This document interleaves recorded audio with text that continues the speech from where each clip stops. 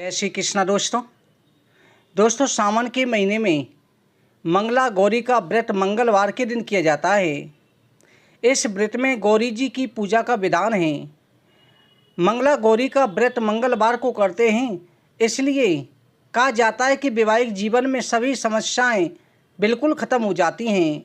संतान सुख की प्राप्ति के लिए, सौभाग्य की प्राप्ति के लिए मंगला गौरी का व्रत करना चाहिए और मंगला गौरी व्रत की कथा अवश्य सुननी चाहिए।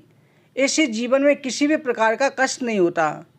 बोलो गौरी माता की जय। एक समय की बात है, एक शहर में धर्मपाल नाम का एक व्यापारी रहता था। उसकी पत्नी आकर्षक और गुणवान थी।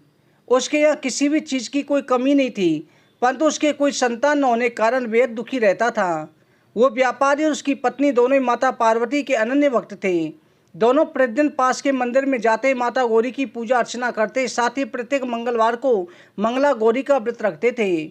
बहुत समय बीत गया। एक दिन माता गौरी उनके भक्तिभाव से प्रसन्न होकर व्यापारी की पत्नी को पुत्रवती होने का वरदान दिया, जिसके बाद व्यापारी को पुत्र रत्न की प्राप्ति हुई। घर में खुशियां मनाई। कुछ दिनों के बाद मंगलवार को व्यापारी की पत्नी ने धर्मपाल को बगीचे में मंगला गौरी माता की पूजा के लिए आम का पल्लव फल लाने के लिए भेजा।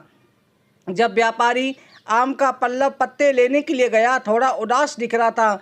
पत्नी ने व्यापारी से इस उदासी का कारण पूछा तो व्यापारी फूट फूट कर रोने लगा।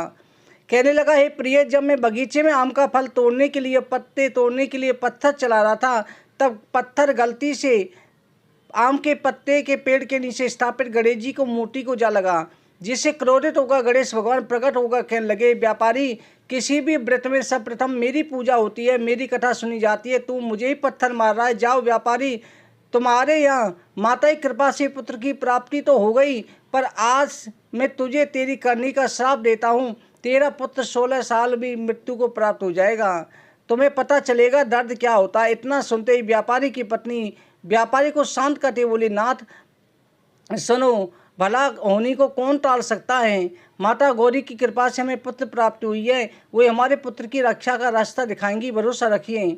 आज खुशी का दिन है, खुशी मनाइए, बाकी सब माता गौरी पर छोड़ दीजिए। बालक के घर में आने से व्यापारी का समय कैसे बीतता चला गया, उसे थोड़ा भी आभास नहीं हुआ। देखते देखते पुत्र लगभग 12 वर्ष का हो गया। व्यापारी अपने पुत्र को पढ़ने के लिए काशी भेजना चाहता था, पर इससे पहले उसने अपने पुत्र की इच्छा भी जाननी चाहिए। इस पर व्यापारी पुत्र बोला, पिताजी, मुझे पढ़ने में थोड़ी सी भी रुचि नहीं है। मेरी प्रबल इच्छा है कि मैं आपकी सेवा करूं, लोगों की भी सेवा करूं। इस पर व्यापारी तनिक सोच में पड़ गया। थक से उसने याद आया कि गणेश भगवान ने श्राप दिया है कि उसकी मृत्यु 16वें वर्ष में हो जाएगी। इस तरह तो मेरे पुत्र की शेष वर्ष आयु 4 वर्ष ही बचे हैं, तो क्यों ना इसकी खुशी जिसमें वही किया जाए। ये सोचकर के पुत्र से पूछा कि बताओ पुत्र, तुम्हें क्या करना चाहता है। तब बालक ने कहा, पिताजी, आप मेरे लिए चौराहे पर 2 घड़े पानी, कुछ मीठा रखवा दीजिए। मैं आते जाते सभी राहगीरों को मीठा खिलाकर पानी पिलाने का काम करूंगा। ये सुनते ही व्यापारी ने तत्काल इसका प्रबंध करवा दिया। फिर क्या था, बालक चौराहे पर बैठकर आते जाते राहगीरों को रोजाना पानी पिलाता। सभी राहगीर पानी पीने के बाद उसे युग युग जीने का आशीर्वाद देते। 16वां वर्ष पूरा होने पर उसी रास्ते में देवर्षि नारद जी साधारण साधु वेश में गुजर रहे थे। तभी बालक की नज़र उन पर पड़ी। बालक दौड़कर उनके निकट पहुंचा, उनसे बोला, साधु महाराज, तनिक मुझे भी अपनी सेवा का मौका दे दीजिए। नारद जी बालक के करुण स्वर को सुनकर के बहुत प्रभावित हुए।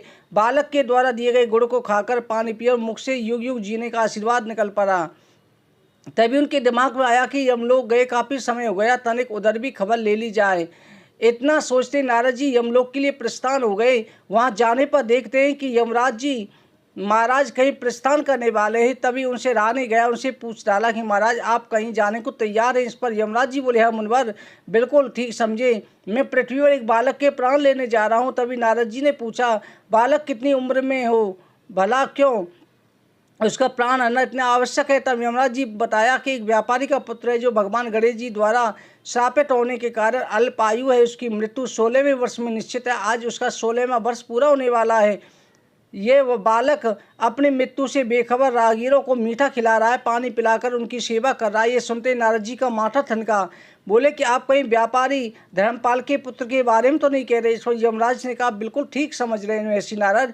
इतना सुनते नारद जी ने कहा, असंभव है महाराज, मैंने भी उस बालक की सेवा प्राप्त की और मीठा खाकर पानी पीने के पश्चात उसे युग युग जीने का आशीर्वाद भी देकर आया हूँ। भला एक ऋषि की वाणी कैसे सत्य हो सकती है? इस पर यमराज जी बोले, ये सब मेरा काम नहीं है। मेरा काम किसी भी व्यक्ति का उसके निश्चित समय पर प्राण हरने का है, सो मैं करने जा रहा हूँ। इसके लिए आप गणेश जी के माता गौरी के पास जाइए, उनसे बालक के प्राण रक्षा के लिए याचना करें, तभी कोई काम बन सकता है। इतना सुनते ही नारद जी दौड़े दौड़े कैलाश पर्वत पर माता गौरी के पास पहुँचे। देखा कि वहाँ स्वयं भगवान शिव गणेश जी भी बैठे हुए हैं। इसके बाद नारद जी ने सारा वृतांत क्या सुनाया। इतना सुनते माता गौरी ने कहा, ये तो घोर अनर्थ हो जाएगा, एक ऋषि का दिया हुआ आशीर्वाद असत्य हो जाएगा। पर गणेश जी का दिया हुआ साफ भी व्रत नहीं किया जा सकता। इस समस्या का एक ही समाधान है कि पृथ्वी पर एक महिला है जो मंगला गौरी का व्रत करती है, जिसके फलस्वरूप उस महिला की पुत्री के जीवन में कभी भी वैधव्य दुख नहीं आ सकता। यदि उस युवती के साथ धर्मपाल के पुत्र का विवाह हो जाए तो उस बालक के सर से मृत्यु का साया हट जाएगा। इतना सुनते ही गणेश जी भगवान मंद मंद मुस्कुराते हुए माता गौरी से बोले, आप धन्य हैं माता, किसी के प्राण की कैसे रक्षा करनी है ये आपसे सीख है।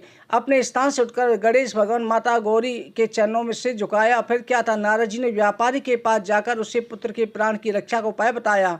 व्यापारी ने तुरंत ही अपने पुत्र का विवाह उस युवती के साथ कर दिया, जिससे माता गौरी कृपा से व्यापारी का पुत्र दीर्घायु हो गया। अगर आपको ये कथा अच्छी लगी है तो आप माता गौरी और जय गणेशाय अवश्य लिखें और आप चैनल को सब्सक्राइब अवश्य करें। वो तो माता गौरी की जय। जय श्री